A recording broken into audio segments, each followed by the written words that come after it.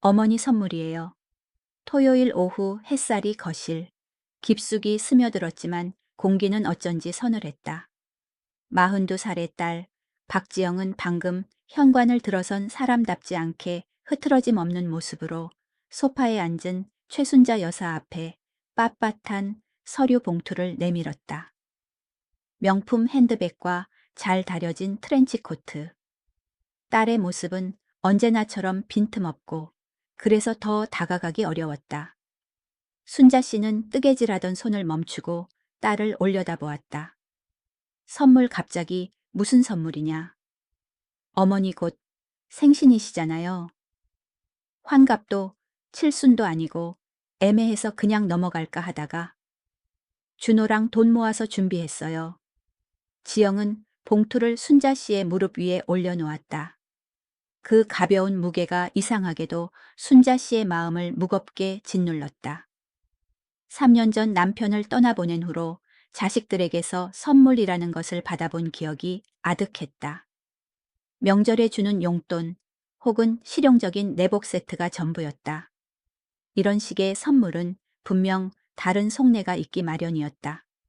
순자 씨가 망설이며 봉투를 열자 안에서 화려한 크루즈선의 사진이 인쇄된 여행 일정표가 나왔다.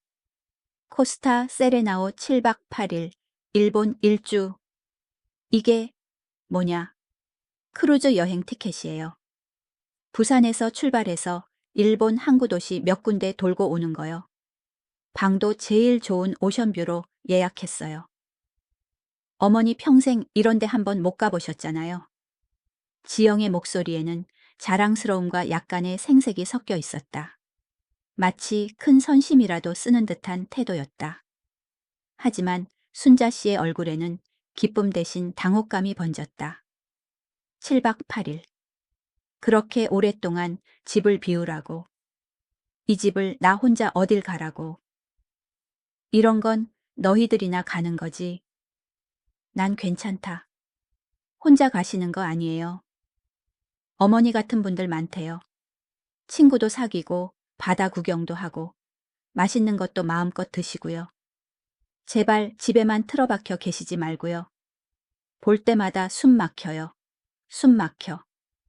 그 말이 비수처럼 날아와 순자 씨의 가슴에 박혔다. 내가 숨 막히는 존재였구나. 남편의 낡은 스웨터를 끌어안고 그의 사진을 닦으며 살아온 지난 3년이 딸에게는 그저 답답하고 숨 막히는 풍경이었을 뿐이다. 순자 씨는 입술을 깨물었다. 그래도 이 집을 어떻게 일주일 넘게 비워? 안 된다. 왜 안 돼요?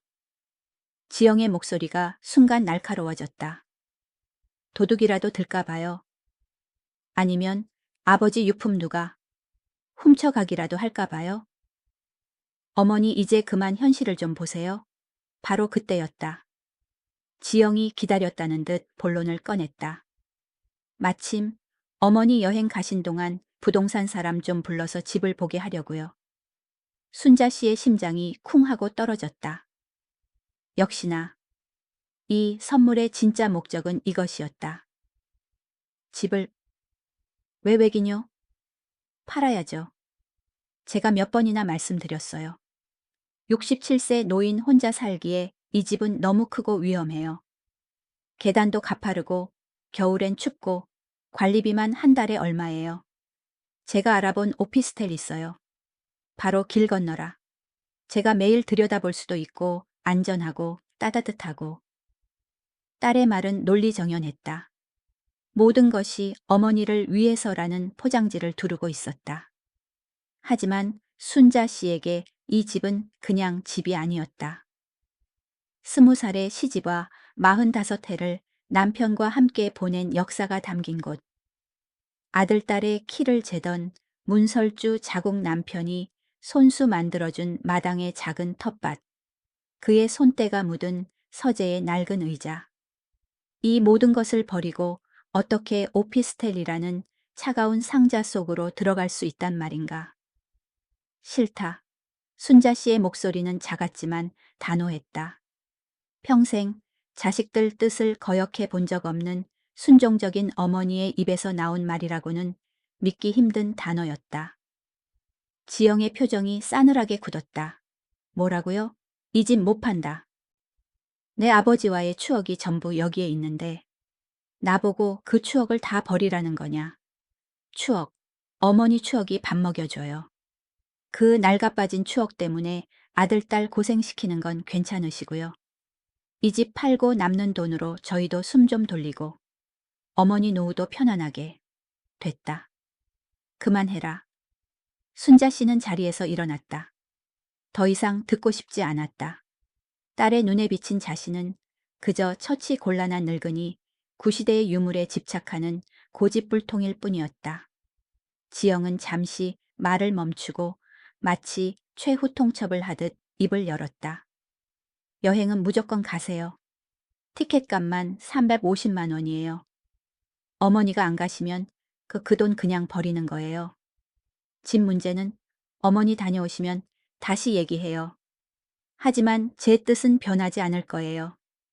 딸은 그 말을 남기고 미련 없이 떠났다. 현관문이 닫히는 소리가 유난히 크게 거실을 울렸다. 순자 씨는 소파에 주저앉아 무릎 위에 놓인 크루즈 여행 일정표를 내려다보았다. 화려한 사진 속 크루즈선은 마치 집채만 한 괴물처럼 그녀를 내려다보고 있었다. 여행을 떠나는 날까지 남은 며칠은 지옥 같았다. 지영은 하루가 멀다 하고 전화를 걸어 준비는 잘 되어 가는지, 짐은 뭘 쌌는지 확인했다. 그 감시는 친절한 관심의 탈을 쓴 압박이었다. 출발 당일 아침, 순자 씨는 낡은 캐리어에 옷 몇 벌을 쑤셔 넣었다. 옷장 깊숙한 곳, 남편이 살아생전 마지막 생일에 사주었던 고운 비단 스카프를 꺼내 목에 둘렀다.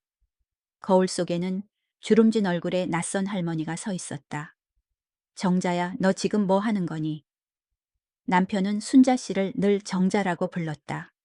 그 다정한 목소리가 귓가에 맴도는 듯했다. 아들 준호가 운전하는 차를 타고 부산 국제 크루즈 터미널로 향하는 내내 순자 씨는 창밖만 바라보았다. 지영은 조수석에 앉아 끊임없이 주의사항을 쏟아냈다. 여권 잃어버리지 마라. 낯선 사람 따라가지 마라. 비싼 물건 사지 마라. 마치 어린아이를 홀로 여행 보내는 듯한 말투였다. 어머니, 이건 그냥 휴가가 아니에요. 앞으로 어머니 인생을 어떻게 살 건지 생각해보는 시간으로 삼으세요. 현실적으로요. 차에서 내리기 직전 지영이 던진 마지막 말이었다. 마침내 거대한 터미널 앞에 섰을 때 순자 씨는 그 위압적인 크기에 숨을 삼켰다. 주위는 젊은 연인들 아이들의 손을 잡은 가족들로 소란스러웠다. 모두의 얼굴에는 설렘과 기대가 가득했다. 그들 사이에서 낡은 캐리어를 든 초라한 늙은이는 순자 씨 혼자인 것 같았다. 자식들은 짐을 내려주고는 바쁘다며 서둘러 떠났다. 텅 빈 주차장을 달려나가는 아들의 차를 보며 순자 씨는 깨달았다. 이것은 휴가도 선물도 아니었다. 자신을 떼어놓기 위한 가장 우아하고 세련된 방법. 이것은 유배였다. 순자 씨는 무거운 캐리어를 끌며 인파 속으로 발걸음을 옮겼다. 귓게는 파도 소리 대신 딸의 차가운 목소리만이 맴돌고 있었다. 볼 때마다 숨 막혀요. 그래, 어쩌면 일주일이라도 내가 없어져 주는 것이 자식들을 위한 마지막 배려일지도 모른다. 순자 씨는 씁쓸하게 웃으며 거대한 크루즈선을 향해 걸어갔다. 마치 자신의 관을 향해 걸어가는 죄수처럼.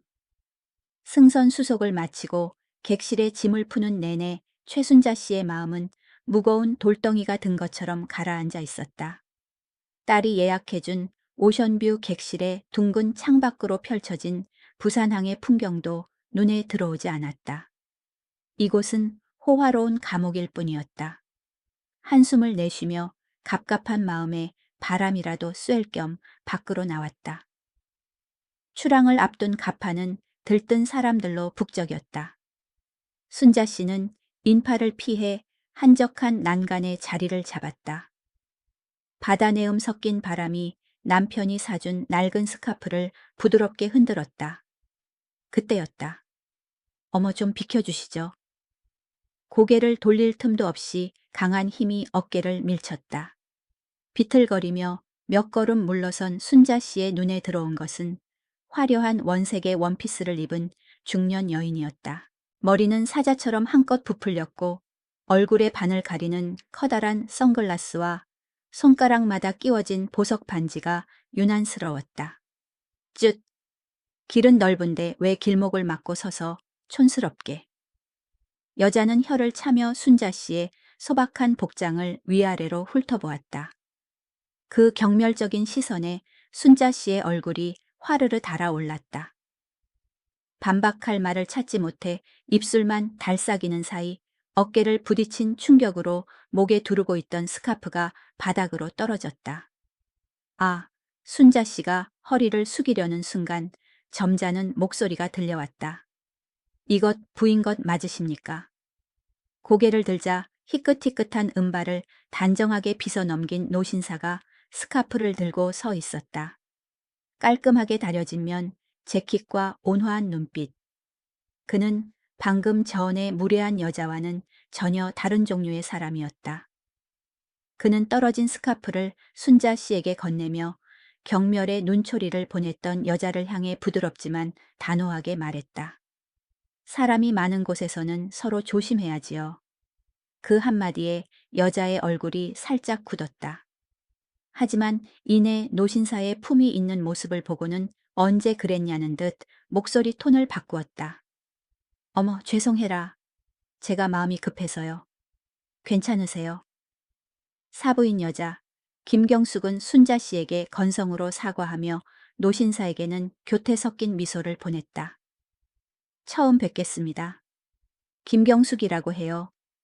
혼자 여행 오셨나 봐요. 이병호라고 합니다. 저도 그렇습니다. 병호 씨의 시선은 잠시 경숙 씨에게 머물렀다가 다시 걱정스러운 얼굴로 순자 씨를 향했다. 괜찮으십니까? 어디 다치신 데는 없고요. 네네, 괜찮습니다. 고맙습니다. 순자 씨는 겨우 목소리를 쥐어짰다. 낯선 이의 친절, 그리고 자신을 대신해준 그 짧은 변호의 심장이 작게 두근거렸다. 이렇게 만난 것도 인연인데 저녁 식사라도 함께 하시지요. 이 넓은 배에서 혼자 밥 먹으면 처량하잖아요. 경숙 씨가 능숙하게 대화를 이끌었다. 병호 씨는 잠시 망설이는 듯 순자 씨를 바라보았다. 그 시선에 함께 가시지요. 라는 무언의 권유가 담겨 있는 듯 했다. 순자 씨는 거절할 타이밍을 놓친 채 얼떨결에 고개를 끄덕였다. 저녁 7시 9층 뷔페 레스토랑. 세 사람은 창가 자리에 마주 앉았다. 거대한 식당은 온갖 음식과 사람들로 활기가 넘쳤지만 그들의 테이블 위에는 어색하고 미묘한 긴장감이 감돌았다. 긴장감의 근원은 전적으로 김경숙 씨였다. 그녀는 마치 주인이라도 된 듯 대화를 독점했다. 우리 영감 살아생전에 건설사 사장이었잖아요. 그래서 해외 출장도 잦았고 나도 이런 크루즈는 10번도 더 타봤지. 이 배는 좀 작은 편이네. 그녀는 자신의 부와 경험을 과시하며 은근히 순자 씨를 깎아내렸다. 순자 씨가 접시에 담아온 소박한 나물 반찬을 보며 혀를 찼다. 사부인은 입맛도 참 토속적이시네. 여기까지 와서 그런 걸 드세요, 저기. 랍스터랑 스테이크가 얼마나 좋은데. 그리고는 몸을 병호 씨 쪽으로 기울이며 노골적으로 추파를 던졌다. 선생님은 딱 보니까 교직에 계셨을 것 같아. 우리 딸의 은사님이랑 분위기가 비슷하시네. 아주 점잖고 멋있으세요. 병호 씨는 예의 바른 미소를 띤 채 적당히 대꾸하면서도 불편해하는 순자 씨를 살뜰히 챙겼다. 최순자 여사님은 어떤 음식을 좋아하십니까? 그가 최순자 여사님이라고 불러주는 순간 순자 씨는 울컥하는 기분이 들었다. 결혼 후 45년 누구도 그녀를 최순자로 불러주지 않았다. 누군가의 아내, 누군가의 엄마, 그리고 그냥 할머니일 뿐이었다. 저는 그냥 가리는 거 없습니다. 그러지 마시고 저기 대게가 아주 실합니다. 제가 좀 가져다 드릴까요? 병호 씨가 일어나려는 순간 경숙 씨가 그의 팔을 붙잡았다. 어머 선생님, 그런 건 제가 할게요. 선생님은 가만히 앉아 계세요. 그렇게 저녁 식사는 순자 씨에게 가시방석 그 자체였다. 경숙 씨의 화려한 공세와 병호 씨의 조심스러운 배려 사이에서 순자 씨는 점점 더 작아지는 기분이었다. 결국 속이 더부룩하다는 핑계를 대고 먼저 자리에서 일어났다. 다시 갑판으로 나왔다. 배는 이미 망망대해를 가르고 있었다. 밤바다는 칠흑같이 어두웠고 바람은 아까보다 훨씬 더 차고 거세졌다. 순자 씨는 난간을 붙잡고 심호흡을 했다. 그냥 방에 들어갈 걸 괜히 나왔어. 후회가 밀려왔다. 바로 그때 뒤에서 익숙한 목소리가 들렸다. 바람이 많이 찹니다. 병호 씨였다. 그는 어느새 다가와 순자 씨의 옆에 나란히 섰다. 아까 많이 불편하셨지요? 제가 괜히 함께 식사하자고 해서. 아닙니다. 제가 낯을 가려서요. 김경숙 여사님이 좀 활달하신 분 같더군요. 병호 씨는 말을 아꼈지만 순자 씨는 그가 무슨 말을 하고 싶은지 알 수 있었다. 두 사람 사이에 편안한 침묵이 흘렀다. 시끄러운 경숙 씨가 없으니 공기마저 평화롭게 느껴졌다. 바로 그 순간이었다. 갑자기 배가 크게 기우뚱하며 좌우로 격렬하게 흔들렸다. 높은 파도를 만난 모양이었다. 중심을 잃은 순자 씨의 몸이 속수무책으로 난간 쪽으로 쏠렸다. 짧은 비명과 함께 바다로 떨어질 것 같던 찰나 단단한 팔이 그녀의 허리를 강하게 휘어 감았다. 괜찮으십니까? 놀란 병호 씨의 목소리가 귓가에 울렸다. 순자 씨는 그의 품에 완전히 안겨 있었다. 얇은 스웨터 너머로 느껴지는 그의 단단한 가슴과 3년 만에 처음 느껴보는 낯선 남자의 천. 순자 씨의 심장이 미친 듯이 방망이질하기 시작했다. 배의 흔들림은 금세 멎었다. 하지만 두 사람은 한동안 그 자세 그대로 멈춰 있었다. 병호 씨는 그녀를 놓아주지 않았고 순자 씨 또한 그의 품에서 벗어날 생각을 하지 못했다. 거친 바람 소리와 부서지는 파도 소리, 그리고 서로의 심장 소리만이 가득한 칠흑 같은 밤바다 위. 저는 괜찮아요. 떨리는 목소리로 겨우 내뱉은 말. 병호 씨는 그제야 천천히 팔을 풀었지만 여전히 그녀의 어깨를 붙잡고 있었다. 두 사람의 얼굴이 숨결이 닿을 듯 가까웠다. 그의 눈동자 속에서 순자 씨는 완전히 얼어붙어 버린 자신의 모습을 보았다. 다음 날 아침 최순자 씨는 선잠에서 깨어났다. 밤새도록 파도 소리에 뒤척인 탓도 있었지만 진짜 이유는 다른 데 있었다. 눈을 감으면 어젯밤의 감각이 생생하게 되살아났다. 허리를 감싸던 단단한 팔 귓가를 스치던 뜨거운 숨결, 그리고 당황한 자신을 들여다보던 그의 깊은 눈빛까지. 주책이야, 최순자. 손주 볼 나이에 무슨. 그녀는 이불을 머리끝까지 뒤집었었다. 돌아가신 남편에 대한 죄책감과 낯선 설렘이 뒤섞여 마음이 어지러웠다. 하지만 3년간 잿빛으로만 존재했던 심장이 아주 오랜만에 색깔을 되찾고 세차게 뛰는 것을 외면할 수는 없었다. 아침 식사를 위해 레스토랑으로 향하는 발걸음은 청은망은이었다. 그를 이병호 씨를 마주칠 자신이 없었다.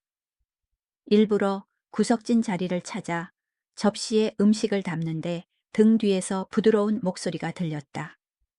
밤새 안녕하셨습니까, 최 여사님. 화들짝 놀라 돌아보니 이병호 씨가 온화한 미소를 지으며 서 있었다. 순자 씨는 저도 모르게 얼굴을 붉히며 고개를 숙였다. 네, 안녕하셨어요. 어젯밤엔 많이 놀라셨지요. 파도가 높아서. 병호 씨가 말을 채 끝내기도 전에 요란한 목소리가 두 사람 사이를 파고들었다. 어머, 두 분 벌써 만나셨네? 어젯밤에 갑판에서 아주 보기 좋던데. 바람이 그렇게나 세게 불었나 봐요. 김경숙이었다.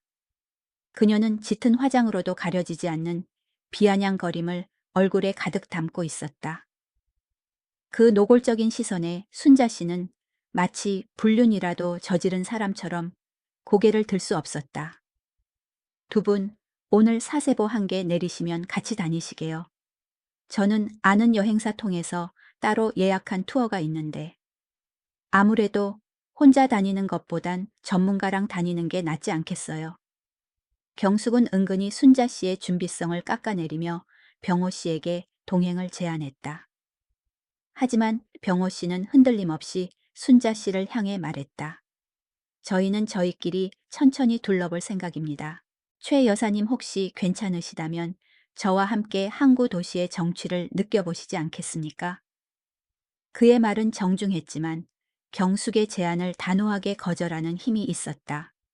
순자 씨는 자신을 선택해준 그에게 고마움을 느끼며 작게 고개를 끄덕였다.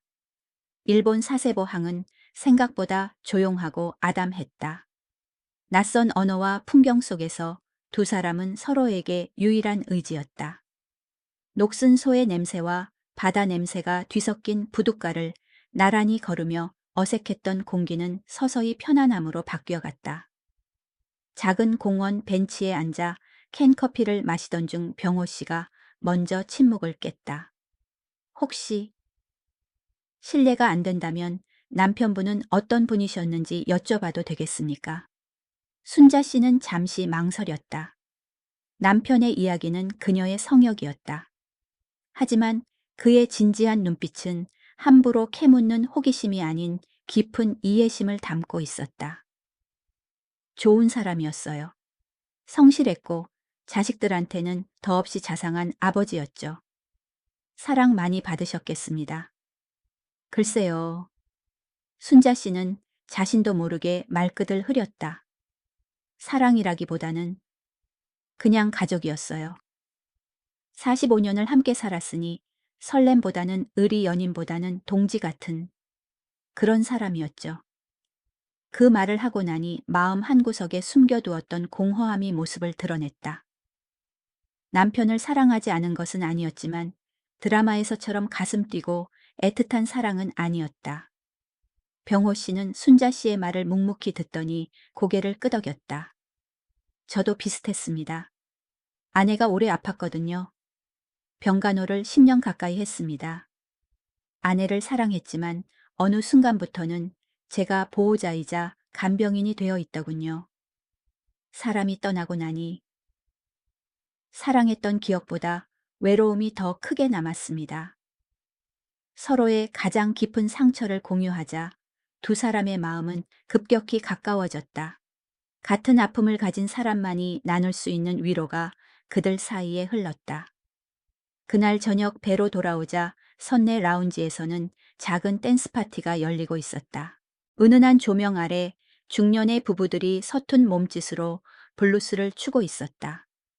순자 씨는 자신과는 상관없는 세상이라 생각하며 자리를 피하려 했다. 그때 병호 씨가 그녀의 앞을 막아서며 손을 내밀었다. 저도 춤은 잘 못 춥니다. 괜찮으시다면 저와 함께 잠시 비틀거려 주시겠습니까? 그의 재치 있는 말에 순자 씨는 웃음을 터뜨렸다. 망설이는 그녀의 손을 그가 부드럽게 감싸 쥐었다. 막 플로어로 나가려던 순간 날카로운 목소리가 그들의 앞을 가로막았다. 어머 선생님, 그런 뻣뻣한 분이랑 추면 재미없어요. 저랑 추세요. 김경숙이었다. 그녀는 붉은 드레스를 입고 나타나 다짜고짜 병호 씨의 팔짱을 끼며 순자 씨를 노골적으로 밀어냈다. 선생님 같은 신사부는 저처럼 춤을 아는 사람이랑 파트너가 되어야죠. 저분은 발만 밟을걸요 모욕적인 말에 순자 씨의 얼굴이 하얗게 질렸다. 손을 빼고 도망치고 싶었다. 하지만 바로 그때 병호 씨가 경숙의 팔을 정중하지만 단호하게 떼어내며 말했다. 죄송합니다, 김 여사님. 하지만 저는 이미 최 여사님께 이 춤을 약속드렸습니다. 그리고 저는 한 번 한 약속은 꼭 지키는 사람입니다. 그 말은 경숙에게는 거절을, 순자 씨에게는 선택을 의미했다. 주위 사람들의 시선이 쏠리는 가운데 병호 씨는 순자 씨의 손을 다시 잡고 플로어 중앙으로 이끌었다. 경숙은 분한 표정으로 그들의 뒷모습을 노려볼 뿐이었다. 음악에 맞춰 몸을 움직이는 것은 어색했다. 서로의 발을 밟기도 하고 박자를 놓치기도 했다. 하지만 그의 따뜻한 손이 허리를 감싸고 서로의 눈을 마주하는 순간 세상의 모든 소음이 사라졌다. 오직 두 사람의 서툰 발걸음과 조심스러운 숨결만이 존재했다. 경숙의 악의적인 시선도 주변의 웅성거림도 더는 중요하지 않았다. 춤이 끝나고 두 사람은 답답한 실내를 벗어나 다시 가판으로 나왔다. 밤하늘에는 보름달이 휘영청 떠 있었다. 고맙습니다. 아까 제 편이 되어주셔서요. 순자 씨가 조심스럽게 입을 열었다. 병호 씨는 말없이 웃으며 난간에 기댔다. 그리고는 천천히 순자 씨의 손 위로 자신의 손을 겹쳤다. 놀란 순자 씨가 손을 빼려 하자 그가 조금 더 힘주어 잡았다. 그 온기가 심장까지 전해지는 것 같았다. 아닙니다. 병호 씨는 달빛을 받아 반짝이는 바다를 보며 나지막이 말했다. 제가 오히려 고맙습니다. 최 여사님, 이렇게 잊고 있던 감정을 다시 느끼게 해주셔서요. 그의 목소리는 밤바다처럼 깊고 고요했다. 순자 씨는 잡힌 손을 빼는 대신 가만히 그의 손을 마주 잡았다. 3년간 멈춰 있던 그녀의 시간이 달빛 아래서 다시 흐르기 시작하고 있었다. 다음 날은 하루 종일 바다 위에서 보내는 날이었다. 어젯밤의 미묘한 교감 이후 최순자 씨와 이병호 씨 사이에는 말로 설명할 수 없는 편안함과 설렘이 공존했다. 순자 씨는 생전 처음으로 아침에 일어나 거울을 보며 단장을 했다. 립스틱을 옅게 바르는 자신의 모습이 낯설면서도 싫지 않았다. 그날 저녁 선내에서 가장 고급스러운 정찬 레스토랑에서의 식사가 예정되어 있었다. 순자 씨는 캐리어에서 가장 아끼는 옷을 꺼내 입었다. 남편이 떠나기 전 마지막으로 사준 은은한 아이보리색 실크 블라우스였다. 낡았지만 품위 있는 옷이었다. 레스토랑은 흰 식탁보와 반짝이는 크리스털 잔, 은은한 클래식 음악으로 가득 차 있었다. 병호 씨는 미리 예약해둔 창가 자리에 순자 씨를 안내했다. 웨이터가 따라주는 와인을 앞에 두고 두 사람은 어색하지만 기분 좋은 미소를 나눴다. 꼭 영화 속 주인공이 된 것 같습니다. 순자 씨가 수줍게 말하자 병호 씨가 따뜻한 눈빛으로 답했다. 최 여사님이야말로 오늘 밤 가장 아름다운 주인공이십니다. 그 말에 순자 씨의 뺨이 복숭아빛으로 물들었다. 모든 것이 꿈결처럼 느껴졌다. 이 평화롭고 아름다운 순간을 깨뜨린 것은 역시나 초대받지 않은 손님이었다. 어머, 두 분 여기 계셨네요. 이런 좋은 데 오면서 저한테는 말씀도 안 해주시고 너무 서운해요. 김경숙이었다. 어제보다 한층 더 화려하고 과감한 드레스 차림의 그녀는 손에 붉은 와인이 가득 담긴 잔을 들고 비틀거리듯 다가왔다. 누가 봐도 과하게 취한 연기였다. 그녀는 순자 씨의 옆에 바싹 붙어 서며 병호 씨를 향해 교태를 부렸다. 선생님, 저랑도 한잔 하셔야죠. 이 밤이 너무 아쉽잖아요. 김 여사님 많이 취하신 것 같습니다. 이만 들어가 보시는 게. 병호 씨가 정중하게 거리를 두려는 순간이었다. 어머나, 경숙이 과장된 비명을 지르며 순자 씨 쪽으로 몸을 기울였다. 그녀의 손에 들려있던 붉은 와인잔이 그대로 순자 씨의 아이보리색 블라우스 위로 쏟아졌다. 차가운 액체가 가슴팍을 적시는 감각과 함께 순백의 옷 위로 짙은 핏물 같은 얼룩이 끔찍하게 번져나갔다. 순자 씨는 숨을 쉴 수 없었다. 레스토랑의 모든 시선이 순식간에 그녀에게로 쏠렸다. 수치심과 당혹감에 얼굴이 새하얗게 질렸다. 어머, 어떻게 미안해요, 사부인. 제가 손이 미끄러졌네. 근데 그 옷 재질이 별로 안 좋아서 얼룩이 잘 안 빠지겠는데 경숙의 목소리에는 미안함이라고는 눈꼽만큼도 없었다. 오히려 통쾌함이 가득한 눈으로 순자 씨의 망가진 옷을 내려다볼 뿐이었다. 그 악의적인 눈빛을 마주한 순간 순자 씨는 모든 것이 고의였음을 깨달았다. 주변에서 웅성거리는 소리가 들려왔다. 순자 씨는 당장이라도 이 자리에서 사라지고 싶었다. 눈물이 핑 돌았다. 바로 그때였다. 이병호 씨가 조용히 자리에서 일어났다. 그는 아무 말 없이 자신의 재킷을 벗어 얼룩으로 엉망이 된 순자 씨의 어깨를 부드럽게 감싸주었다. 그 따뜻하고 묵직한 온기에 순자 씨의 떨림이 조금 멎었다. 그리고 그는 차갑게 식은 눈으로 김경숙을 돌아보았다. 김 여사님. 그의 목소리는 낮고 조용했지만 그 안에 담긴 분노는 레스토랑의 모든 소음을 잠재울 만큼 서늘했다. 실수는 누구나 할 수 있습니다. 하지만 그 실수를 대하는 태도가 그 사람의 품격을 보여주는 법이지요. 네, 그게 무슨... 더 이상 최 여사님께 무례하게 굴지 마십시오. 병호 씨는 더는 상대할 가치도 없다는 듯 경숙에게서 시선을 거두었다. 그리고는 순자 씨의 어깨를 감싸 안으며 부드럽게 말했다. 여기 계실 필요 없습니다. 가시지요. 그는 순자 씨를 이끌고 사람들의 시선을 가르며 레스토랑을 빠져나왔다. 순자 씨는 그의 넓은 등에 기댄 채 멍하니 그의 발걸음을 따를 뿐이었다. 45년의 결혼 생활 동안, 아니 67년 평생 동안 누군가 자신을 위해 이렇게 전면으로 나서서 지켜준 것은 처음이었다. 가슴 깊은 곳에서 뜨거운 무언가가 울컥하고 솟구쳤다. 두 사람은 어젯밤처럼 다시 갑판으로 향했다. 아무도 없는 갑판 끝 달빛만이 부서지는 파도 위를 비추고 있었다. 병호 씨는 순자 씨를 난간 옆 벤치에 앉히고는 말없이 그녀의 젖은 옷을 걱정스럽게 내려다보았다. 정말, 정말 고맙습니다. 순자 씨의 목소리는 눈물에 젖어 떨리고 있었다. 제가 대신 사과드리고 싶습니다. 그런 수모를 겪게 해드려서. 아닙니다. 선생님이 왜? 아닙니다. 병호 씨가 그녀의 말을 자르며 한 걸음 다가섰다. 그는 순자 씨의 앞에 무릎을 굽히고 앉아 그녀와 눈높이를 맞추었다.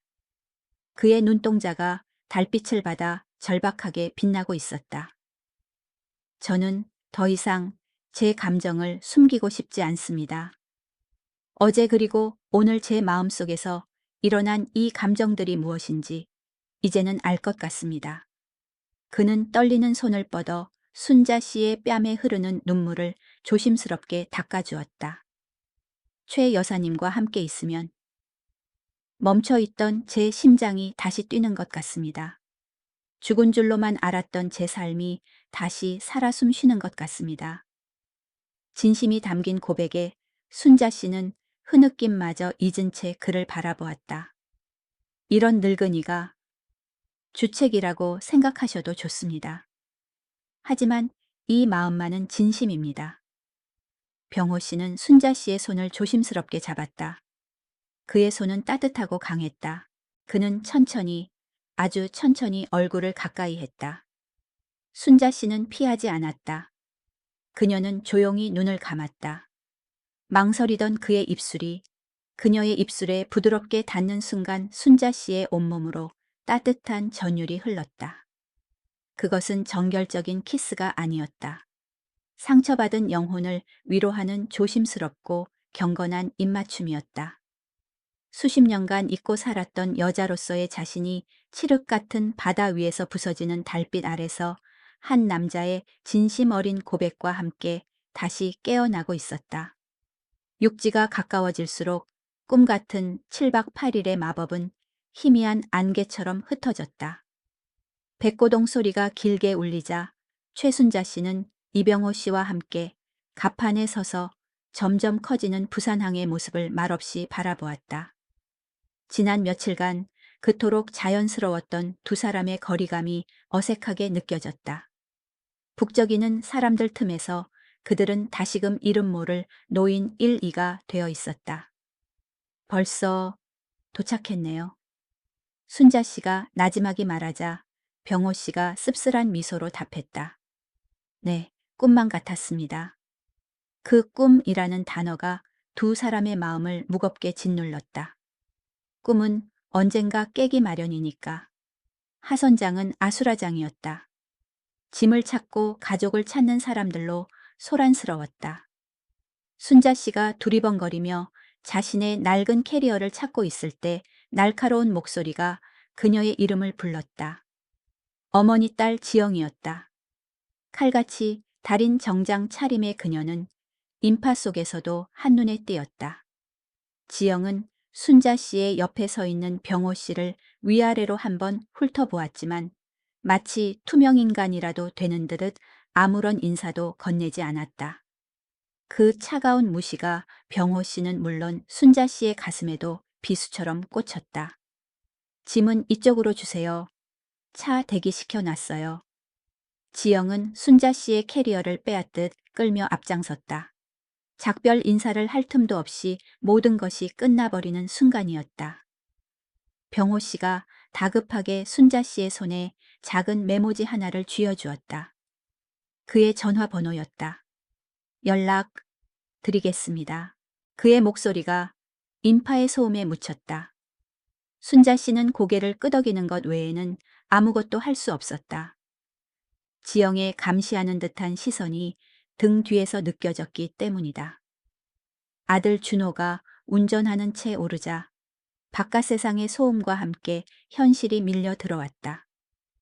조수석에 앉은 지영은 순자 씨의 안색을 살피며 기계적으로 물었다. 피곤하시죠? 집에 가서 푹 쉬세요. 멀미는 안 하셨고요. 그녀의 질문 어디에도 여행이 즐거웠는지 좋은 추억을 만들었는지에 대한 궁금증은 없었다. 오직 어머니의 상태를 점검하는 듯한 사무적인 말투뿐이었다. 그래, 괜찮다. 순자 씨는 짧게 대답하고 창밖으로 시선을 돌렸다. 일주일 만에 보는 익숙한 부산의 거리가 지독하게 낯설게 느껴졌다. 집에 도착하자 3년간 익숙했던 고요함과 곰팡내 섞인 낡은 나무 냄새가 그녀를 맞았다. 지영은 순자 씨의 짐을 거실 한가운데 내려놓으며 기다렸다는 듯 입을 열었다. 어머니 여행 다녀오셨으니 이제 힘드신 집안일은 그만하셔야죠. 이 넓은 집 청소하는 것도 보통 일이 아니잖아요. 제가 알아본 오피스텔 이번 주말에 같이 보러 가요.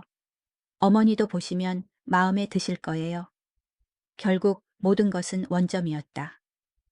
크루즈 여행은 그저 이 이야기를 하기 위한 긴 서론에 불과했다.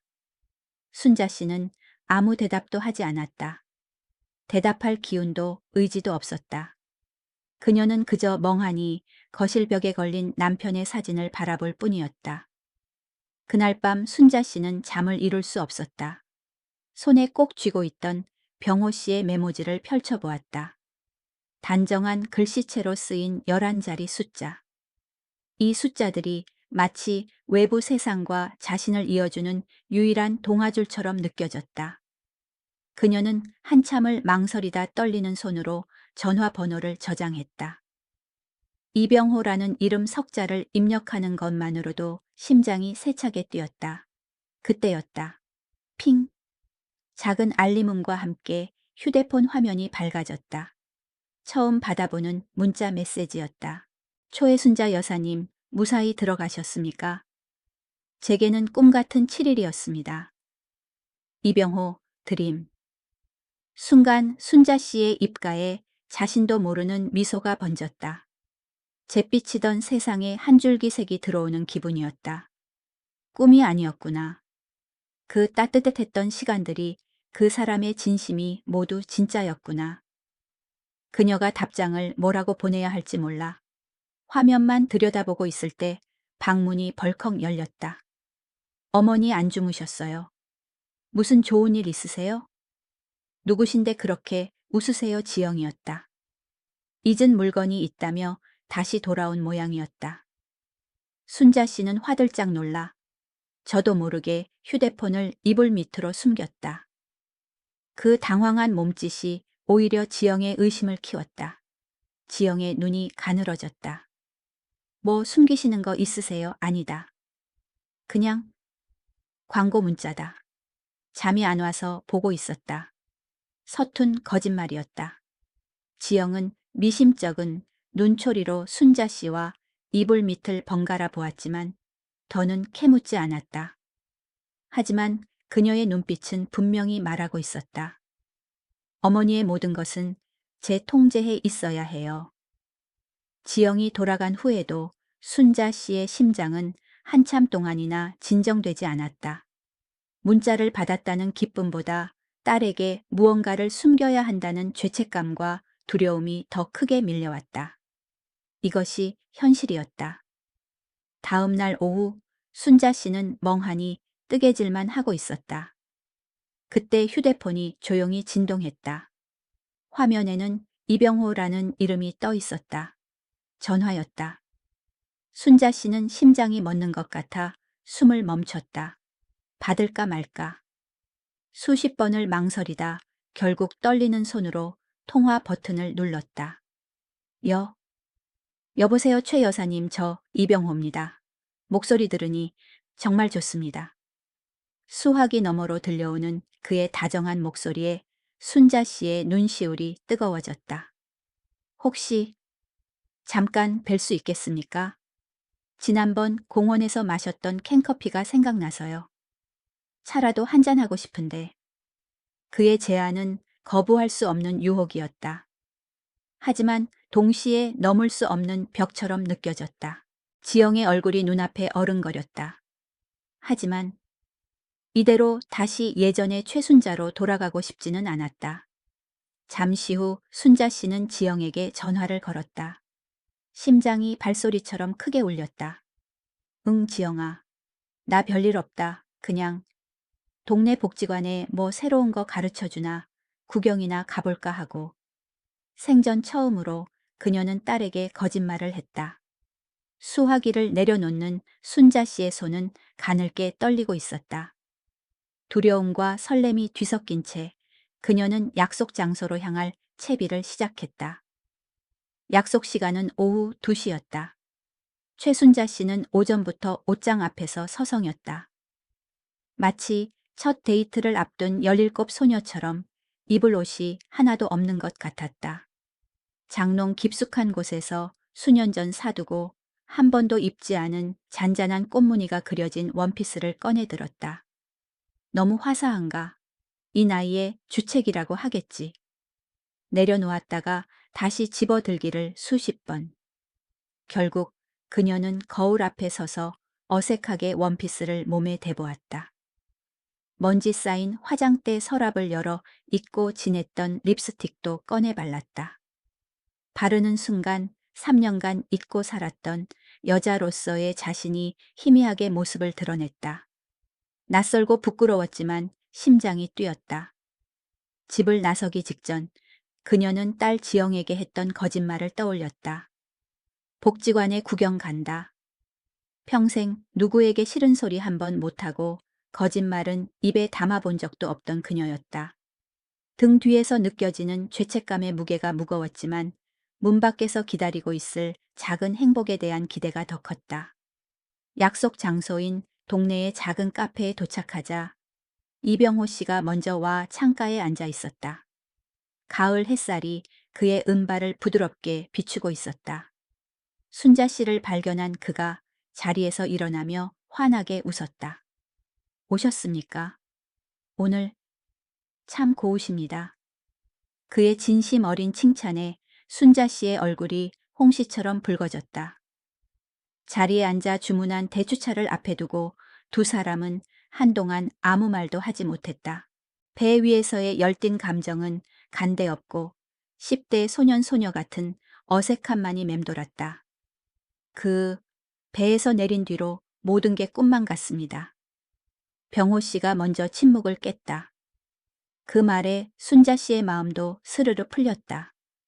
저도요. 그래서 자꾸만 이게 현실인지 아닌지 헷갈립니다. 두 사람은 그렇게 서로의 마음을 확인하며 잊고 살았던 감정들을 하나씩 꺼내 놓았다. 카페를 나와서는 근처 공원을 나란히 걸었다. 병호 씨는 조심스럽게 순자 씨의 손을 잡았고 순자 씨는 빼지 않았다. 깍지 낀 두 손의 온기가 어색하면서도 좋았다. 영화를 보러 갈까요?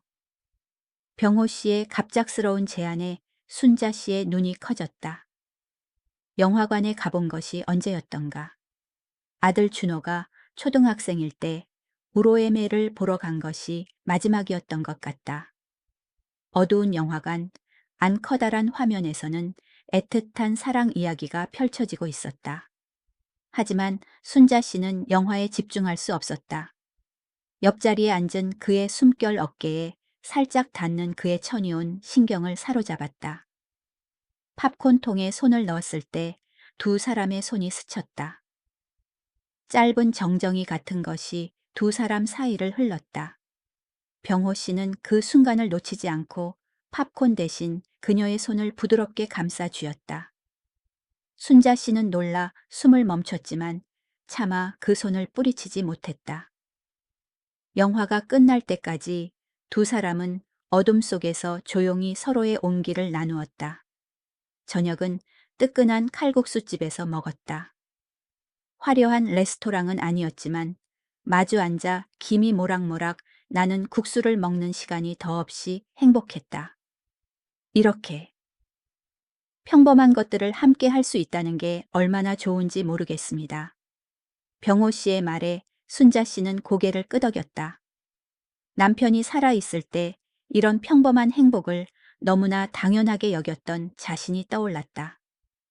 식사를 마치고 집으로 가는 버스를 타기 위해 정류장으로 걷던 길이었다. 두 사람은 여전히 손을 잡고 있었고 순자 씨의 입가에서는 미소가 떠나지 않았다.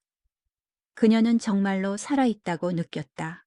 67년 인생에서 가장 충만한 순간이었다. 바로 그때였다. 어머 순자, 어머님 아니세요? 익숙하면서도 날카로운 목소리에 순자 씨의 심장이 쿵하고 바닥으로 떨어졌다.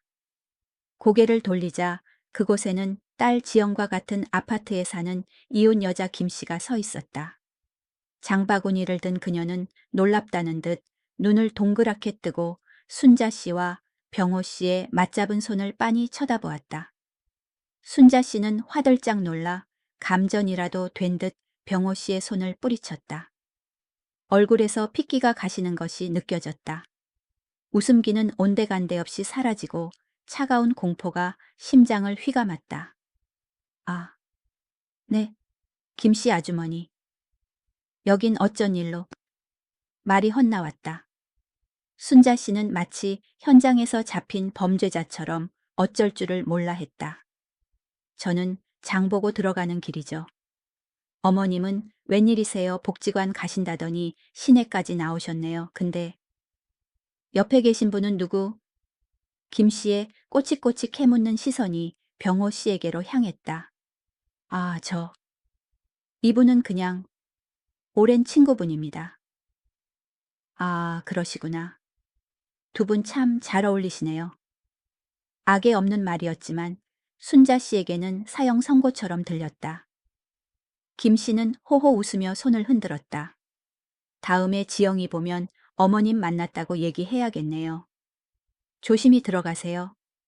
멀어져 가는 김 씨의 뒷모습을 보며 순자 씨는 온몸에 힘이 빠져나가는 것을 느꼈다. 행복했던 하루가 한순간에 악몽으로 변해 있었다. 마법은 끝났다. 괜찮으십니까?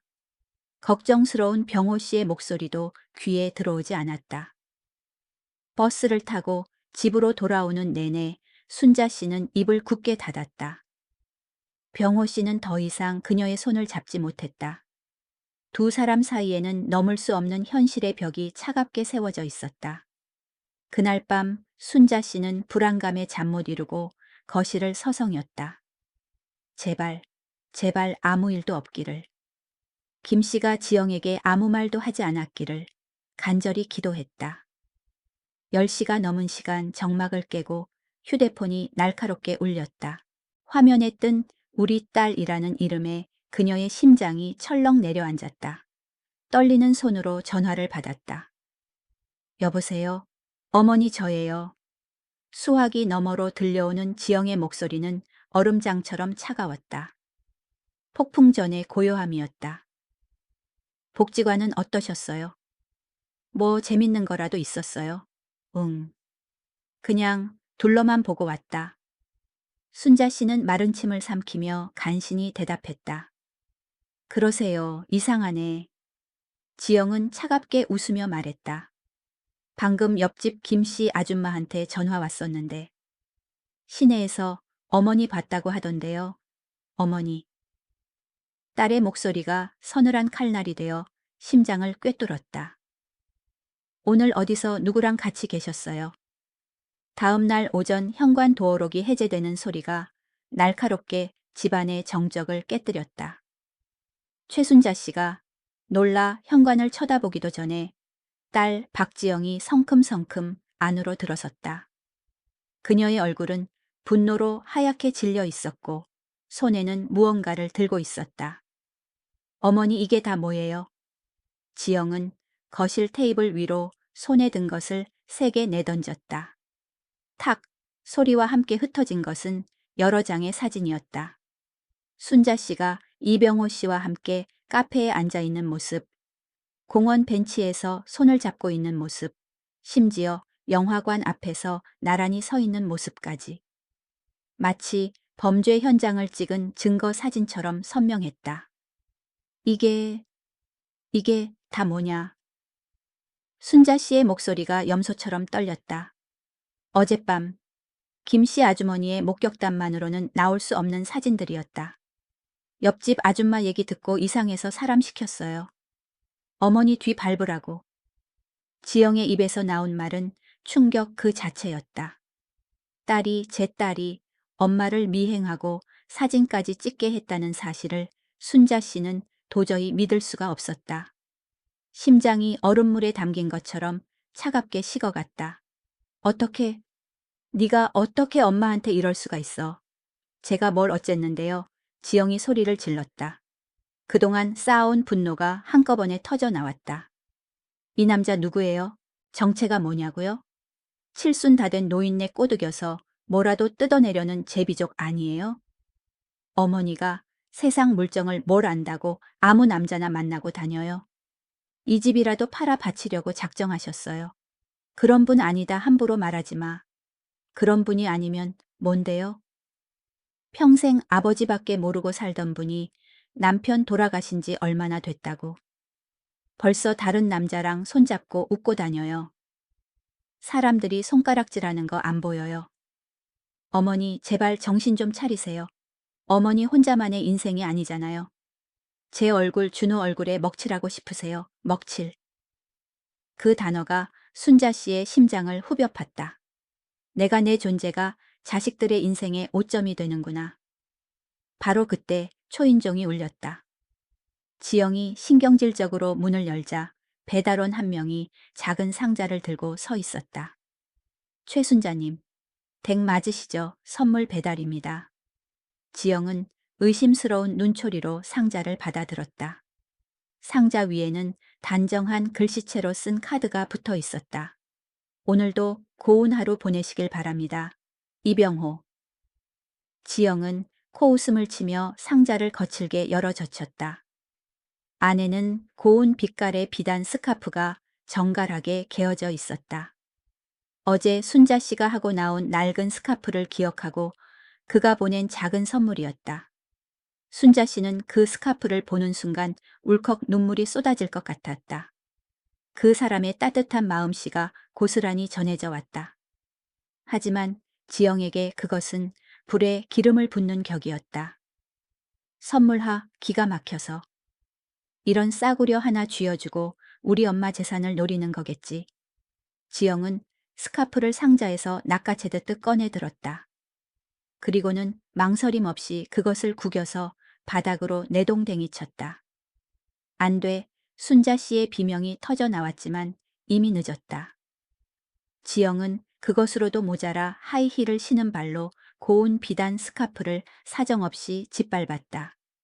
한때 우아했을 스카프는 순식간에 더러운 구두 자국으로 얼룩져 걸레 조각처럼 변해버렸다.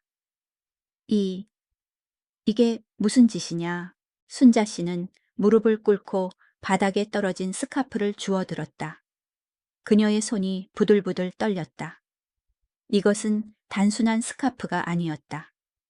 3년간 잊고 살았던 그녀의 여성성과 다시 한번 살아보고 싶었던 그녀의 작은 희망, 그리고 한 남자의 순수한 진심이었다. 딸은 지금 그 모든 것을 발로 짓밟아 버린 것이다. 정신 차리시라고요. 어머니 지영은 이성을 잃은 듯 소리쳤다. 그깟 스카프 쪼가리가 아까워요. 아니면 저를 낳고 길러준 세월이 아까워요. 아버지 산소에 가서 떳떳하게 얼굴이나 들 수 있겠냐고요. 그 순간 집으로 들어선 아들. 준호가 기겁하며 지영의 팔을 붙잡았다. 누나, 그만해. 엄마 쓰러지시겠다. 너는 가만히 있어. 이게 다 너랑 나, 우리 가정을 위한 일이야. 어머니가 저 남자한테 홀려서 이 집이라도 뺏겨봐. 그때도 이런 소리가 나올 것 같아. 준호는 아내와 아이들의 얼굴이 떠오르는 듯 더 이상 누나를 말리지 못하고 순자 씨를 향해 난처한 표정을 지었다. 그 침묵의 동조가 순자 씨에게는 더 큰 절망으로 다가왔다. 두 자식 모두가 자신을 짐 덩어리 혹은 언제 터질지 모르는 시한폭탄으로 여기고 있었다. 순자 씨는 짓밟힌 스카프를 든 채 천천히 자리에서 일어났다. 눈물은 이미 말라붙어 있었다. 그녀의 눈은 텅 비어 있었다. 평생 순종적이기만 했던 어머니의 눈빛이 아니었다. 지영은 그 눈빛에 잠시 주춤했지만 이내 기세를 몰아 최후 통첩을 날렸다. 어머니 똑똑히 들으세요. 그녀는 순자 씨의 턱 밑까지 다가와 한 글자 한 글자 힘주어 말했다. 선택하세요. 그 남자예요. 아니면 저희예요. 지영은 싸늘한 눈으로 순자 씨를 쏘아보았다. 그 눈빛은 당연히 우리를 선택해야 한다는 무언의 압박과 협박을 담고 있었다. 하나를 고르세요. 그 남자를 계속 만나시겠다면 저랑 준호, 그리고 손주들까지 다시는 어머니 얼굴 볼 생각 마세요. 그 잔인한 선언을 끝으로 지영은 준호를 끌고 집을 나섰다. 현관문이 쾅 하고 닫히는 소리가 순자 씨의 텅 빈 세상에 마지막 못을 박는 소리처럼 울려 퍼졌다. 순자 씨는 그 자리에 못 박힌 듯 서서 손에 든 더럽혀진 스카프를 가만히 내려다보았다. 스카프 위로 뜨거운 눈물 한 방울이 툭 하고 떨어졌다. 딸과 아들이 폭풍처럼 휩쓸고 간 집은 전쟁터의 폐허처럼 고요했다. 최순자 씨는 거실 한가운데 선 채로 몇 시간이나 꼼짝하지 않았다. 시간이 얼마나 흘렀는지 해가 지고 어둠이 창문으로 스며드는 것조차 인지하지 못했다. 그녀의 손에는 딸 지영이 짓밟고 간 차갑고 더러워진 스카프가 힘없이 들려 있었다. 선택하세요. 딸의 목소리가 메아리처럼 귓가에서 울렸다. 그 남자인가 아니면 자식들인가. 애초에 선택지가 될 수 없는 질문이었다. 지난 45년간 그녀의 인생에서 선택은 언제나 자식들이었다. 배고플 때 자신의 밥을 덜어 자식의 그릇에 채워주었고, 아플 때 자신의 몸보다 자식의 기침 소리에 더 가슴 졸였다. 그것이 어머니라는 이름으로 살아온 그녀의 삶 자체였다. 하지만 이번에는 달랐다. 심장 한쪽이 날카롭게 저며오는 것 같았다. 스카프를 그려줄 때마다 이병호 씨의 따뜻한 얼굴이 떠올랐다. 자신을 최순자 여사님이라 불러주던 다정한 목소리 무례함 앞에서 자신을 감싸주던 넓은 등 잇고 있던 설렘을 안겨주던 조심스러운 입맞춤까지. 그 모든 것이 지난 3년간의 잿빛 세월을 단숨에 몰아낸 한 줄기 빛이었다. 그 빛을 스스로 꺼야만 하는가. 밤이 깊어질수록 집안의 냉기는 더욱 심해졌다. 순자 씨는 비틀거리며 소파에 주저앉았다. 탁자 위에는 자식들이 어렸을 적 찍은 가족 사진이 놓여 있었다. 사진 속에서 남편은 인자하게 웃고 있었고 어린 지영과 준호는 천진난만했다. 순자 씨는 그들을 품에 안고 세상에서 가장 행복한 미소를 짓고 있었다. 여보, 내가 어떻게 하면 좋을까요? 당신이 있다면 내게 뭐라고 말해줄까요? 남편의 사진을 향해 속으로 묻고 또 물었다. 그때 휴대폰이 조용히 진동했다. 화면에는 이병호라는 이름이 떠 있었다. 그가 보낸 문자였다. 오늘 하루는 어떠셨습니까? 저는 온종일 여사님 생각만 했습니다. 혹시 무슨 일이 있으신 건 아닌지 걱정이 됩니다. 그 걱정 어린 문자에 애써 눌러왔던 눈물이 둑이 터진 듯 쏟아져 내렸다. 그녀는 휴대폰을 끌어안고 소리 없이 오열했다. 이토록 따뜻한 사람 자신을 걱정해주는 사람을 어떻게 내칠 수 있단 말인가. 하지만 이내 지영의 싸늘한 얼굴과 다시는 어머니 얼굴 볼 생각 마세요. 라고 외치던 목소리가 떠올랐다.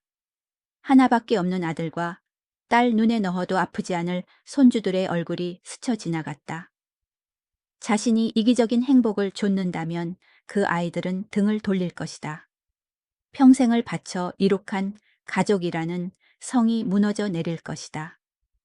순자 씨는 눈물을 닦고 떨리는 손으로 통화 버튼을 눌렀다.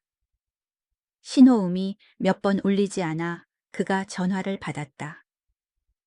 여사님 괜찮으십니까? 문자를 드려도 답이 없으셔서.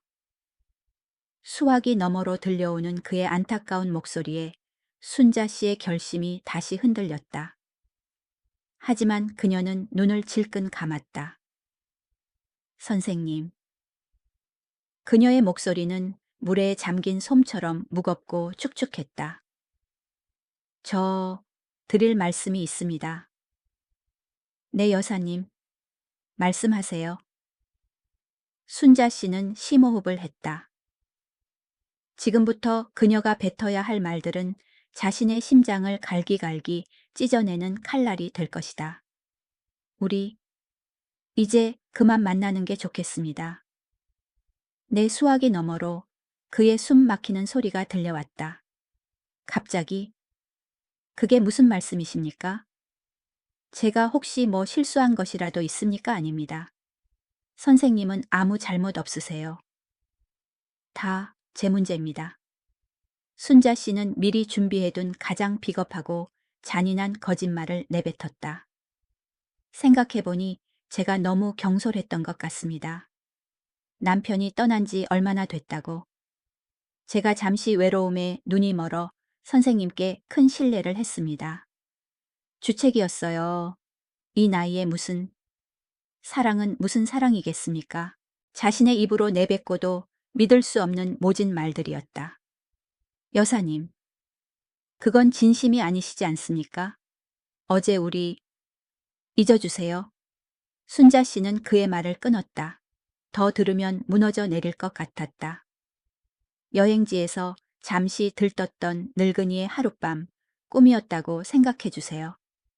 선생님께 더는 폐를 끼치고 싶지 않습니다. 저는 선생님께 짐이 될 뿐입니다.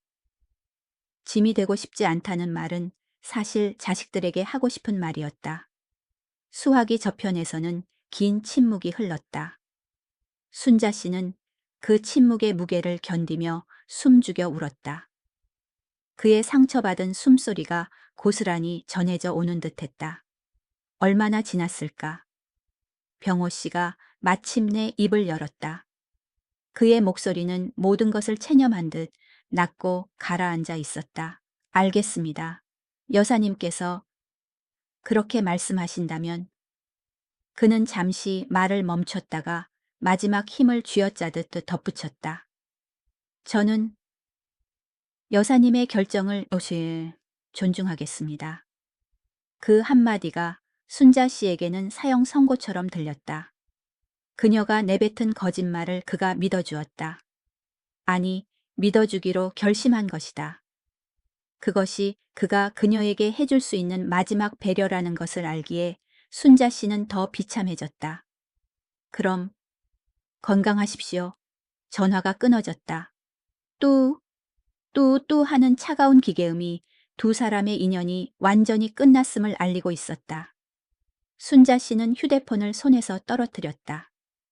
온몸에 힘이 빠져나가며 소파 위로 쓰러졌다. 가슴에 커다란 구멍이 뚫린 듯 시린 바람이 휘몰아쳤다. 자식들을 지키기 위해 그녀는 자신의 심장을 스스로 도려냈다.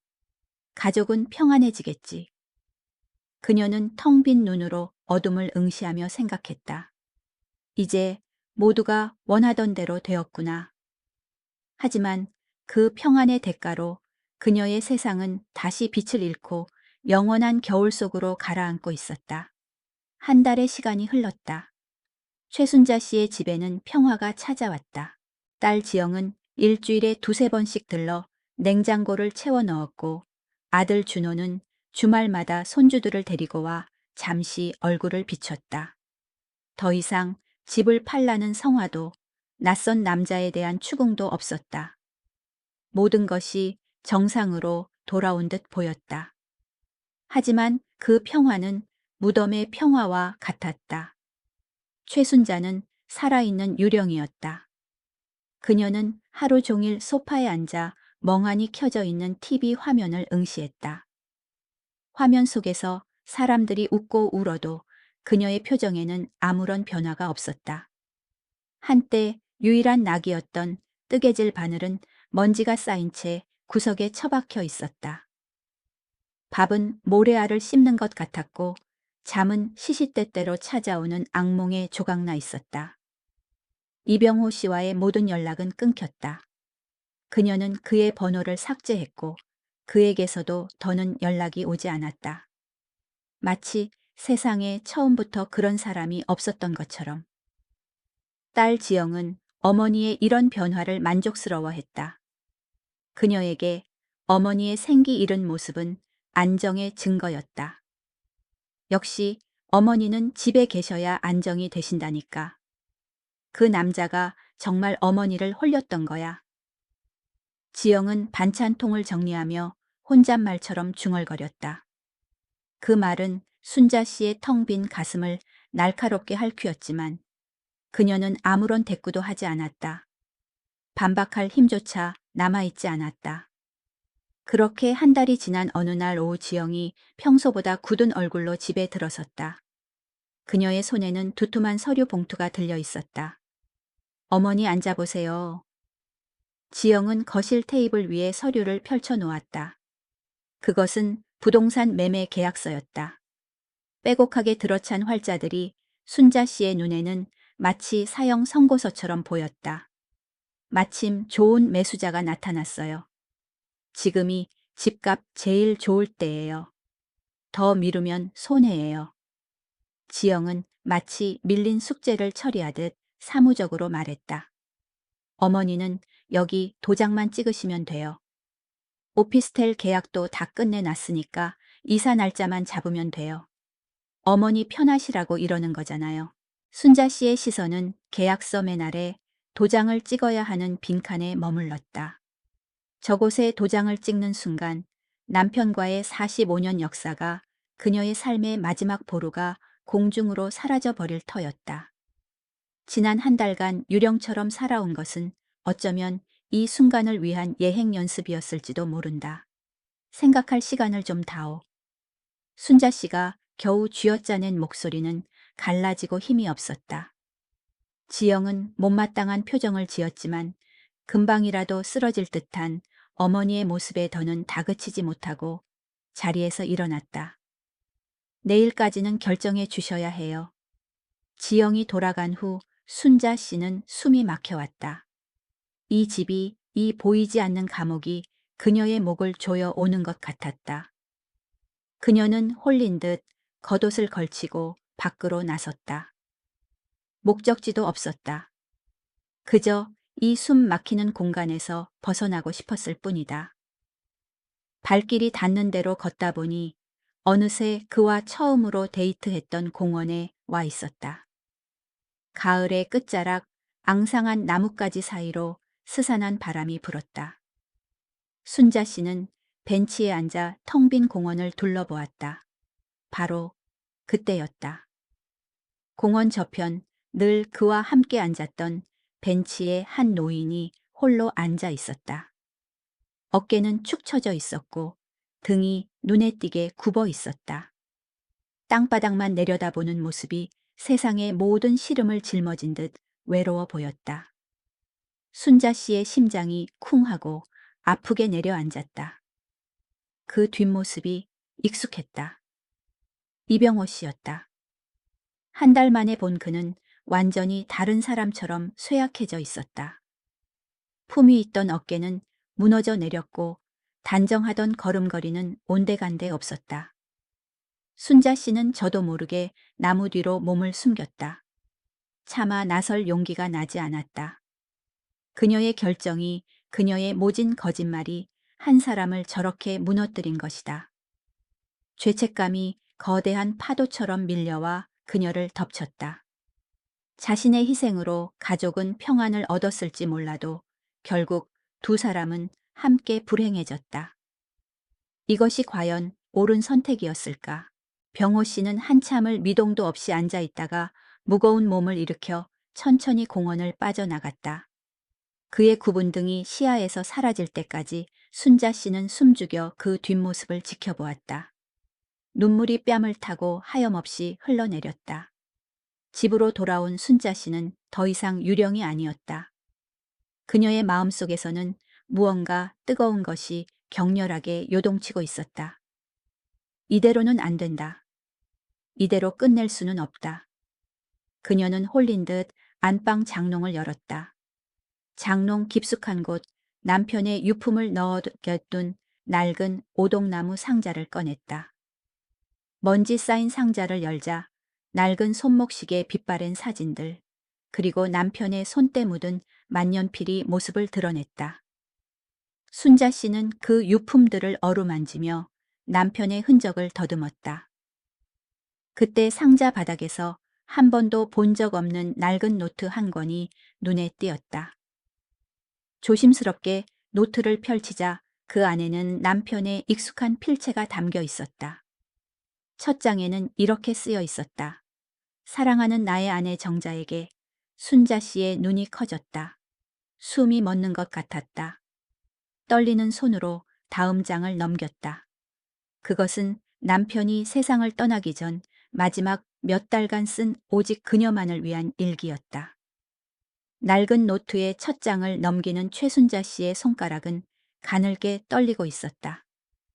수십 년간 잉크 냄새를 맡아본 적 없는 종이에서는 바싹 마른 시간의 냄새가 났다.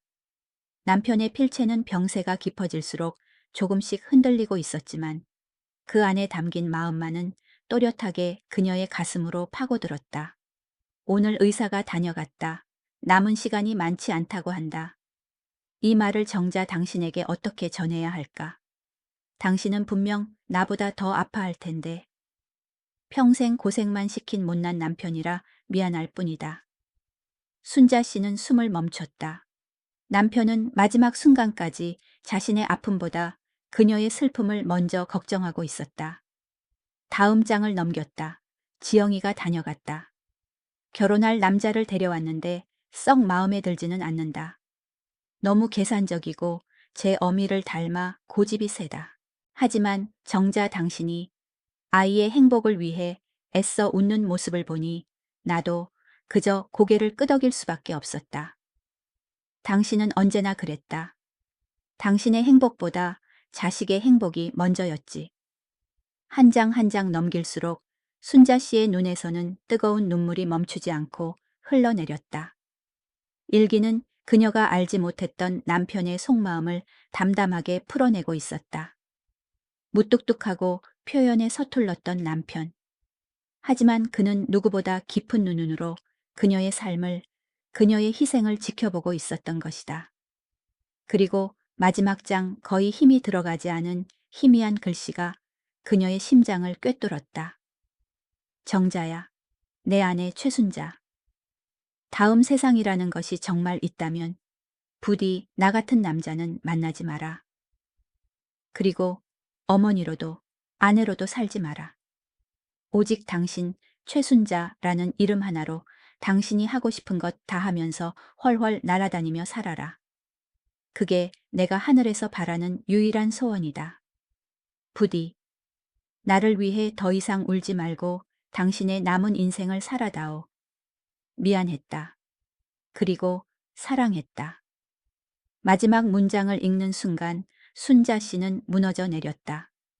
그녀는 남편의 일기장을 끌어안고 어린아이처럼 목 놓아 울었다. 그것은 슬픔의 눈물이 아니었다. 미안함과 고마움, 그리고 수십 년간 묵혀왔던 자기 자신에 대한 연민이 뒤섞인 해방의 눈물이었다.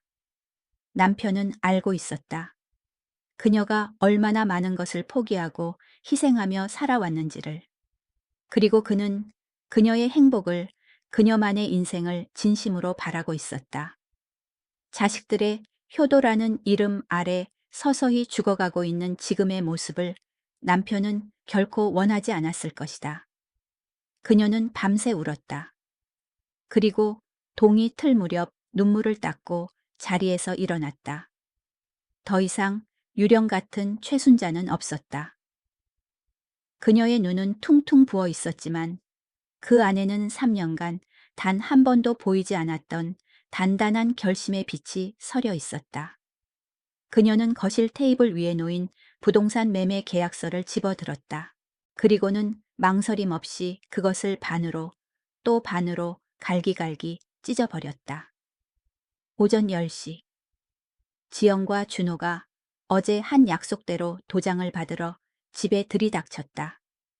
그들의 얼굴에는 어머니가 드디어 포기했구나 하는 안도감과 만족감이 어려 있었다. 어머니 결정하셨어요. 이리 주세요 제가.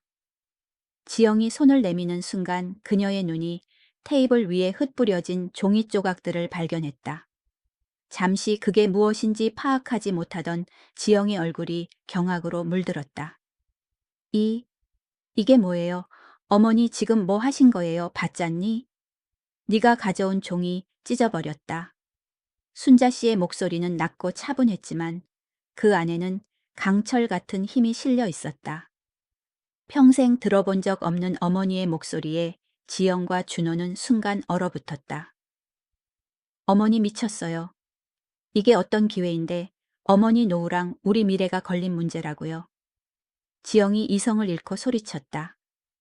순자 씨는 그런 딸을 조용히 하지만 똑바로 응시했다.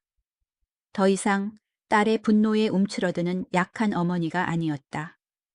내 노후는 내가 알아서 한다. 그리고 내 미래는 네가 책임지는 거지.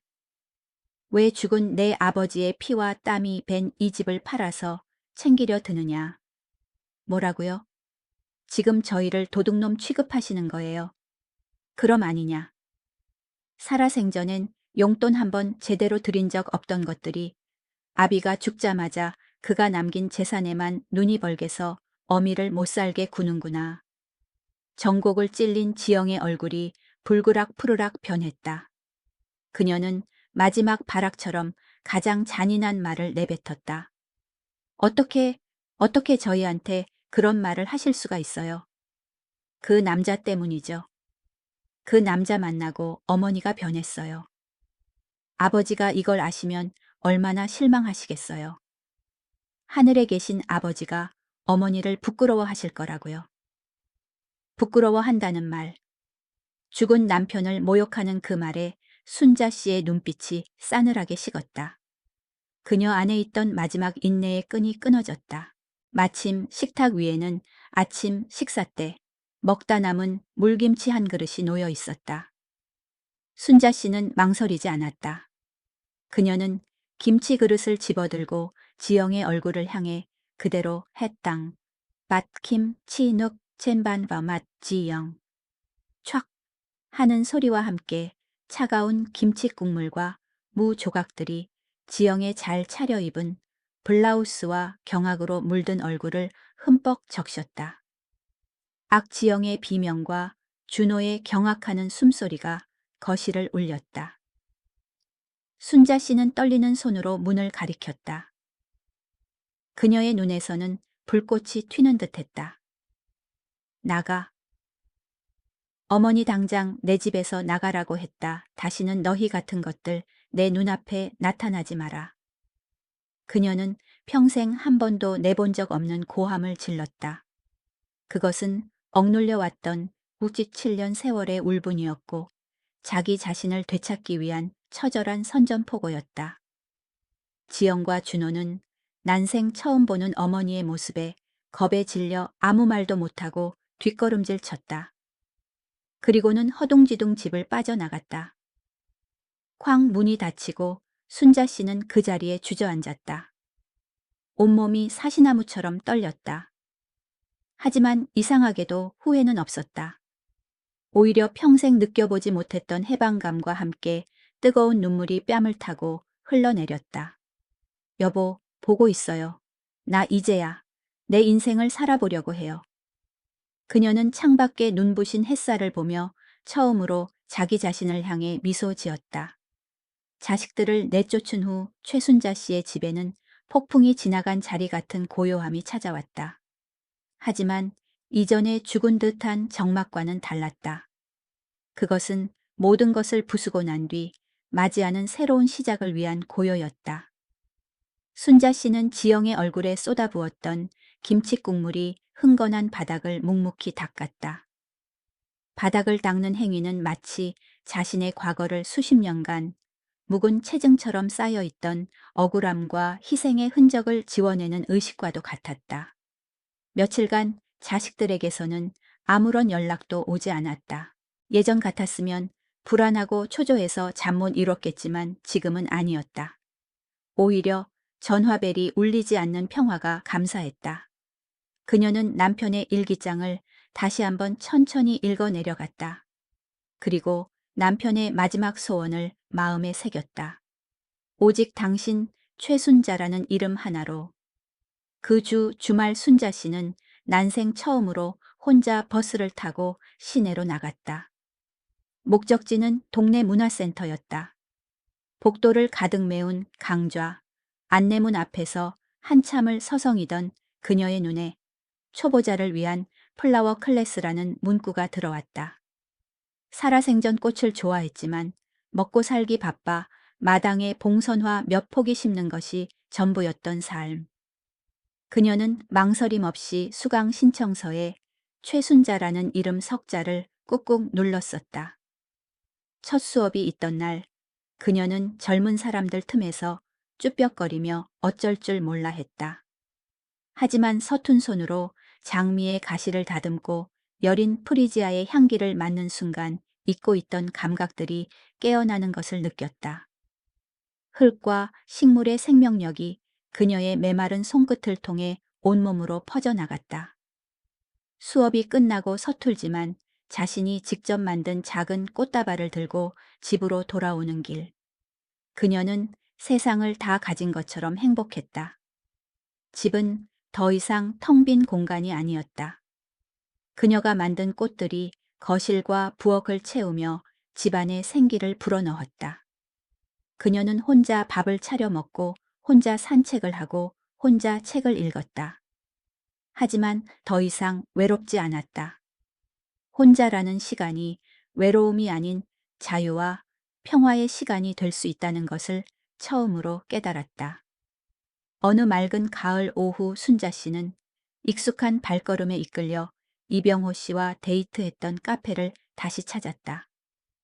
그를 다시 만나고 싶다는 생각보다는 그와 함께했던 행복한 기억의 조각을 다시 한번 느껴보고 싶었기 때문이다. 카페 창가 늘 앉던 그 자리에 앉아 따뜻한 대추차를 시켰다. 창밖으로 오가는 사람들을 멍하니 바라보는데 카페 문이 열리며 익숙한 실루엣이 들어섰다. 이병호 씨였다. 그녀는 심장이 멎는 듯 놀랐지만 지난번 공원에서 봤을 때처럼 나무 뒤로 숨지는 않았다. 병호 씨 역시 그녀를 발견하고는 잠시 그 자리에 멈춰섰다. 그의 얼굴에는 놀라움과 반가움, 그리고 조심스러움이 복잡하게 뒤섞여 있었다. 잠시 후 그는 아무 말 없이 그녀의 맞은편 의자에 조용히 앉았다. 두 사람 사이에는 어색한 침묵이 흘렀다. 예전처럼 다시 만나자는 말도 그동안 어떻게 지냈냐는 안부도 쉽게 꺼내지 못했다. 먼저 입을 연 것은 순자 씨였다.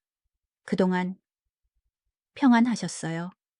병호 씨는 씁쓸하게 웃으며 고개를 저었다. 아니요, 평안하지 못했습니다. 하지만 견뎌내고 있었습니다. 그는 한 달 전보다 조금 수척해 보였지만 공원에서 보았던 무너진 모습은 아니었다. 그의 눈에는 다시 맑고 단단한 빛이 돌아와 있었다. 저도요. 평안하지 못했어요. 하지만 이제 괜찮아질 것 같아요. 순자 씨의 목소리는 담담했지만 그 안에는 이전에는 없던 힘이 실려 있었다. 그녀는 그에게 자식들과 있었던 일을 구구절절 설명하지 않았다. 그저 자신의 변화에 대해 이야기했다. 저 꽃꽂이를 배우기 시작했어요. 그 말에 병호 씨의 눈이 동그래졌다. 정말입니까? 잘 어울리시는군요. 처음엔 서툴렀는데 해보니 참 좋아요. 제 손으로 무언가를 피워낸다는 게 꼭 제 인생을 다시 가꾸는 기분이 들어요. 병호 씨는 그녀의 말을 잠자코 듣고 있었다. 그리고는 자신의 이야기도 꺼냈다. 저도 며칠 전에 딸아이와 긴 이야기를 나눴습니다. 제가 왜 그토록 무너졌는지, 그리고 앞으로 어떻게 살고 싶은지에 대해서요. 딸아이는 처음엔 걱정했지만 결국 제 뜻을 존중해 주기로 했습니다. 두 사람은 다시 만남을 약속하거나 섣불리 관계를 정의 내리려 하지 않았다. 그들은 그저 상처를 딛고 일어서고 있는 각자의 삶을 서로에게 담담히 보여주고 인정해 주었다. 그것만으로도 충분한 위로가 되었다. 카페를 나서며 순자 씨가 먼저 말했다. 고마웠어요. 선생님 덕분에 제가 제 이름을 찾았어요. 그 말의 의미를 알아들은 병호 씨가 온화하게 미소 지었다. 아닙니다. 제가 오히려 감사드립니다. 여사님 덕분에 저도 제 남은 삶을 어떻게 채워가야 할지 알게 되었습니다. 그는 잠시 망설이다 조심스럽게 덧붙였다. 하지만 지금 당장은 아니어도 좋습니다. 여사님께서 스스로를 위한 충분한 시간을 보내신 후에 그때도 괜찮으시다면 저와 함께 차 한 잔 마셔주시겠습니까? 그것은 재촉이 아닌 존중이 담긴 기다림의 약속이었다. 순자 씨는 대답 대신 환한 미소를 지어 보였다. 67년 만에 처음으로 온전히 자기 자신으로서 짓는 자유롭고 평화로운 미소였다. 알겠습니다. 병호 씨는 고개를 끄덕였다. 기다리겠습니다. 두 사람은 각자의 길을 향해 돌아섰다. 가을 하늘은 더없이 높고 푸르렀다. 순자 씨는 이제 알 수 있었다. 사랑이란 누군가에게 기대어 완성되는 것이 아니라 온전히 선 두 사람이 서로를 마주보고 함께 걸어가는 것이라는 것을. 그리고 그녀는 이제 막 혼자 바로 서는 법을 배우기 시작한 것이다. 그로부터 6달의 시간이 흘렀다. 계절은 2번 바뀌었고 최순자 씨의 집은 더 이상 낡고 외로운 공간이 아니었다. 거실 창가에는 그녀가 직접 가꾼 난초가 우아한 꽃망울을 터뜨렸고 현관에는 계절마다 다른 빛깔의 꽃다발이 향기를 뿜어냈다. 집 안 곳곳에 생기가 돌았다. 그것은 꽃의 생기이자 집주인인 최순자 자신의 생기였다. 그녀의 하루는 규칙적이고 평화로웠다. 아침 일찍 일어나 공원을 산책하고 오전에는 문화센터에서 꽃꽂이를 배우거나 도서관에서 책을 읽었다. 오후에는 정성껏 자신을 위한 점심을 차려 먹고 가끔은 복지관 친구들과 어울려 소소한 수다를 떨었다. 그녀의 삶은 특별할 것 없었지만 스스로의 의지로 채워나가는 하루하루는 그 어떤 날보다 충만했다. 자식들과의 관계에도 변화가 찾아왔다. 김치 세례를 맞고 쫓겨난 후 몇 달간 연락이 없던 딸 지영이 어느 날 저녁 집 앞에 과일 바구니를 들고 서 있었다. 잔뜩 멋을 부린 모습은 온데간데 없고 화장기 없는 얼굴은 수척해 보였다. 어머니. 지영은 차마 고개를 들지 못하고 작은 목소리로 입을 열었다. 제가 다 잘못했어요. 순자 씨는 아무 말 없이 딸을 집 안으로 들였다. 마주 앉은 모녀 사이에는 어색한 침묵이 흘렀다. 지영은 한참을 망설이다 떨리는 목소리로 그동안의 이야기를 털어놓았다. 남편 사업이 어려워지면서 자금 압박에 시달렸고 그래서 더 어머니의 집을 팔라고 닥달했다는 것. 그리고 어머니의 변화를 이해하지 못하고 이기적으로 굴었다는 후회 섞인 고백이었다. 순자 씨는 묵묵히 딸의 이야기를 들어주었다. 예전 같았으면 그것 봐라, 내 그럴 줄 알았다며 탓하거나 혹은 내가 어떻게든 도와주마라며 다시 희생의 길로 들어섰을 것이다. 하지만 지금의 최순자는 달랐다. 힘들었겠구나. 그녀는 그저 딸의 어깨를 토닥여 주었다. 하지만 그건 내 인생의 문제다. 네가 해결해야지. 나는 더 이상 네 인생의 짐을 대신 짊어져 줄 수 없다. 그리고 덧붙였다. 하지만 네가 힘들 때 등을 토닥여주는 엄마는 되어줄 수 있다. 그 말에 지영은 참았던 눈물을 터뜨렸다. 모녀는 그렇게 한참을 부둥켜 안고 울었다. 용서와 화해가 이루어졌지만 그것은 과거로의 회귀가 아니었다. 서로의 삶을 존중하는 건강하고 성숙한 관계의 새로운 시작이었다. 어느 봄날 순자 씨는 생애 첫 홀로 여행을 준비하고 있었다. 목적지는 경주였다. 남편과 신혼여행을 갔던 곳. 하지만 이번에는 추억을 곱씹기 위함이 아니었다. 과거에 남편의 아내가 아닌 현재의 최순자로서 그 길을 다시 걸어보고 싶었기 때문이다. 짐을 싸고 있는데 우편함에 낯선 엽서 한 장이 꽂혀 있었다. 이국적인 풍경 사진 뒷면에는 익숙하고 단정한 필체가 담겨 있었다. 최순자 여사님께, 저는 지금 스페인의 어느 작은 마을을 걷고 있습니다. 문득 이곳의 햇살이 여사님의 미소를 닮았다는 생각이 들었습니다. 어디에 계시든 여사님만의 햇살 속에서 행복하시리라 믿습니다. 저 또한 저만의 길을 잘 걷고 있습니다. 건강하십시오. 이병호 드림. 이병호 씨에게서 온 엽서였다. 그는 약속대로 그녀를 기다려 주었다. 재촉하지 않고 각자의 시간을 존중하며 멀리서 묵묵히 서로를 응원하고 있었다. 순자 씨는 엽서를 가슴에 품고 미소 지었다. 언젠가 각자의 여행을 마치고 돌아왔을 때 두 사람은 분명 이전보다 훨씬 더 풍요로운 이야기를 나눌 수 있을 것이다. 경주로 가는 기차 안. 창밖으로 스쳐가는 풍경을 보며 순자 씨는 지난 1년을 돌아보았다. 모든 것의 시작이었던 크루즈 여행, 김경숙과의 신경전 딸과의 갈등, 그리고 이별의 아픔까지. 그 모든 소용돌이가 있었기에 지금의 평온한 자신이 존재할 수 있었다. 그때 주머니 속 휴대폰이 조용히 울렸다. 화면에 뜬 이름은 우리 딸이었다. 응, 지영아. 어머니 기차 잘 타셨어요. 도착하시면 꼭 연락 주세요. 혼자 다니시니까 걱정되네. 수화기 너머로 들려오는 딸의 목소리에는 예전의 날카로움 대신 진심 어린 걱정이 담겨 있었다. 걱정 마라. 엄마, 이제 어린애 아니다. 순자 씨는 웃으며 대답했다. 알아요. 우리 엄마가 세상에서 제일 강한 분인 거.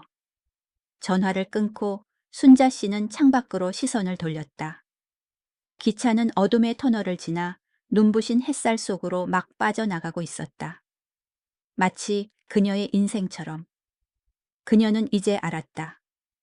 행복이란 누군가가 가져다주는 선물이 아니라 자기 자신이 가꾸어가는 정원이라는 것을.